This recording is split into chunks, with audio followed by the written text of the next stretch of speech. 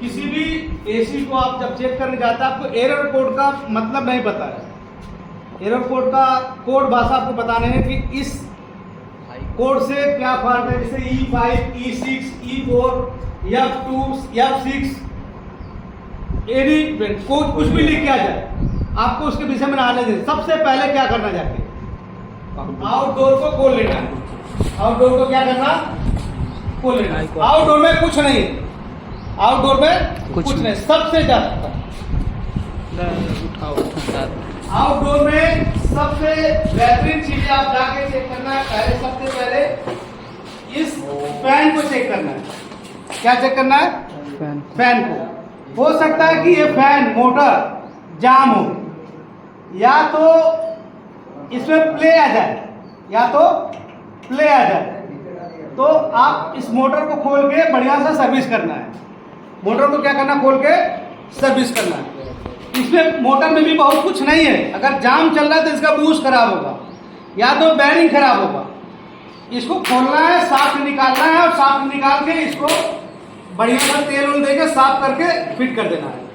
अगर कि ये चल रहा है, स्लो चल रहा है, आप सिस्टम को चालू किए और इस तरीके से घूम रहा है, तो क्या प्रॉब्लम है? एक कैपेसिटर बदल देना है। आप यहां पे देखेंगे 2.5 MFD, क्या लिखा है? 2.5 MFD। अगर क्या आपको डाउट है तो आप पंखे का एक कैपेसिटर 3.15 लगा के चेक कर लो, ये तुरंत स्पीड इसका बढ़ जाएगा। समझ गए? इसके स्लो चलने का एक ही कारण है, कैपेसिटर डाउन हो जाता है। कैपेसिटर डाउन हो जाता है। आपको एरर कोड नहीं पता है, मैं एक सिंपल चीज है, आप जाके आउटडोर खोल लेना। आउटडोर खोल के फैन मोटर चेक कर लेना है, और फैन मोटर कहीं स्लो तो नहीं चल रहा है या कहीं जाम तो नहीं है, ये चेक कर लेना। दूसरा, कैपेसिटर बदल देना है, खराब है तो, या तो टेस्ट कर लेना, दूसरा कैपेसिटर लगा के चेक कर लो। और आप एसी टेक्नीशियन होने के नाते आपके पास एक एक चीजें आपके पास जरूर एक्स्ट्रा होना चाहिए। चेक करने के लिए आपका अपना सामान होना चाहिए, तभी तो बता सकते हैं ना। अगर आपने फैन स्लो चल रहा है और इसके बाद आपके पास कैपेसिटर है ही नहीं है, तो कैसे लगा के चेक करोगे? तो आपके पास होना चाहिए।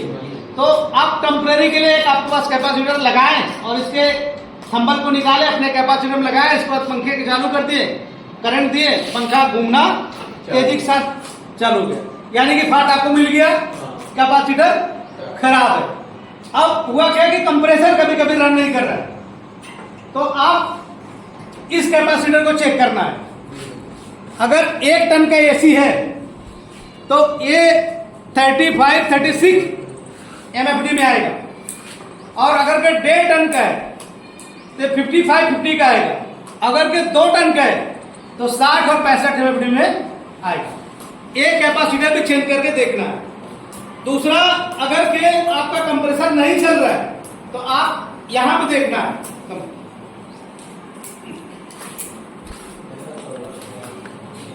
इसको निकाल लेना है। इसको क्या करना है, खोल के कैप आप खोलेंगे तो यहां से ये निकल जाएगा।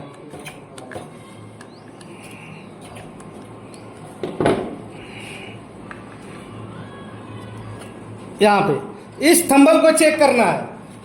इस थंबल को क्या करना है, चेक करना है। ये कभी कभी ओवर हीट होने के कारण ये थंबल खराब हो जाते हैं या शॉर्ट हो जाते हैं, एक दूसरे से टच हो जाते हैं। और आप यहां भी देखेंगे तो यहां पे रनिंग स्टार्टिंग कॉमन यहां पे लिखा हुआ है, देख रहे हैं ना? देख रहे नहीं? इसको चेक करना है, राइट। और दूसरा, इस थंबल को चेक करने के बाद आप इस कनेक्टर में चेक करना है। ये सारे थंबल जो वायर्स के सारे थंबल है उसको चेक करना है। कैपेसिटर के थंबल को चेक करना है, कंप्रेसर के थंबल को चेक करना है। आपके फॉल्ट इसी में मिल जाएंगे, आपके फॉल्ट इसी में मिल जाएंगे। दूसरा, ये जाली जाम होने के कारण, हीटिंग कॉइल कंडेंसर जाम होने के कारण, गर्दा माटी भर जाने के कारण E5, E4, E6 बदलता रहता है एरर कोड, और हर एक कंपनी का एरर कोड अलग अलग है। वोल्टास का अलग है, मिक्सी विक्सी का अलग है, हैवेल्स का अलग है, अनेक अनेक कंपनियों का एरर कोड अलग अलग है, लेकिन आज के समय में बहुत सारी कंपनियां अपना एरर कोड उसी आउटडोर पर लिखकर एक स्टिकर के रूप में चिपका के दे रही है। तो जब इसको आप सर्विस करेंगे, हीटिंग कॉइल कंडेंसर को और फैन को और इन सारे चीजों को चेक कर लेंगे, आपके फॉल्ट मिल जाएंगे, आपके फॉल्ट मिल जाएंगे। अगर कि आपके फॉल्ट अभी भी नहीं मिल रहे हैं तो आप अभी भी ज्यादा घबराने की जरूरत नहीं है, ज्यादा सोचने की जरूरत नहीं है। आप चले आओ इनडोर में, आप चले आओ इनडोर में और इनडोर को खोलो। इसका एयर फिल्टर सबसे पहले साफ करो, इसके कूलिंग कॉइल कंडेंसर को साफ करो और इसके भी सारे थंबर्स चेक करो, इसके ब्लोअर को चेक करो कि फ्री घूम रहा है कि नहीं घूम रहा है, उसके ब्लोअर में प्ले चेक करो, कहीं उसकी बैरिंग तो नहीं खराब है। बैरिंग बहुत आसान है बदलना, और उस मोटर को निकालो और उस बैरिंग को चेंज करो और इसके फिल्टर को और बाकी कूलिंग कॉइल कंडेंसर को चेक कर लो, फॉल्ट मिल जाएंगे। अगर अभी भी फॉल्ट नहीं मिले, आप पीसीबी बोर्ड में चले जाओ, पीसीबी बोर्ड में जाने के बाद उस थंबल्स को चेक करो, कहीं ना कहीं फॉल्ट मिल जाएंगे आपको। आसान है। अगर फिर भी आपको नहीं समझ में आता है तो आप बहुत सारे एरर कोड बहुत सारी कंपनियों का अलग अलग है, आप सीख सकते हैं, जान सकते हैं, देख सकते हैं। हजारों सोशल मीडिया पे, चैनल पे आप हजारों यूट्यूबर जो है अपने अपने कंपनी का अलग अलग चीजें लिख कर भेजे। आप देखो, सीखो, पढ़ो, आगे बढ़ो। ओके, तो किसी भी काम को जब आप खोलने से पहले घबरा जाएंगे, डर जाएंगे, तो आप कभी भी सफल मिस्त्री या सफल टेक्नीशियन नहीं बन पाएंगे। आप साहसी बनना है। कोई भी चीज खोलने से पहले ध्यान दो कि कौन से नट कहां से खोल रहे हैं और कौन से चीजें कहां से निकाल रहे हैं, आपको ध्यान देना पड़ेगा। और जो चीजें आप खोलते हैं उन सब चीजों के लिए नट, स्क्रू, बोल्ट रखने के लिए कोई चीज आपके पास होना चाहिए। काम करने में जितना समय नुकसान नहीं होता उतना समय स्क्रू, बोल्ट फेरने में नुकसान होता है। सही है। कंडेंसर जाम होने के कारण, गर्दा माटी भर जाने के कारण E5, E4, E6 बदलता रहता है एरर कोड, और हर एक कंपनी का एरर कोड अलग अलग है। वोल्टास का अलग है, मिक्सी का अलग है, हैवेल्स का अलग है, अनेक अनेक कंपनियों का एरर कोड अलग अलग है। लेकिन आज के समय में बहुत सारी कंपनियां अपना एरर कोड उसी आउटडोर पर लिखकर एक स्टिकर के रूप में चिपका के दे रही है।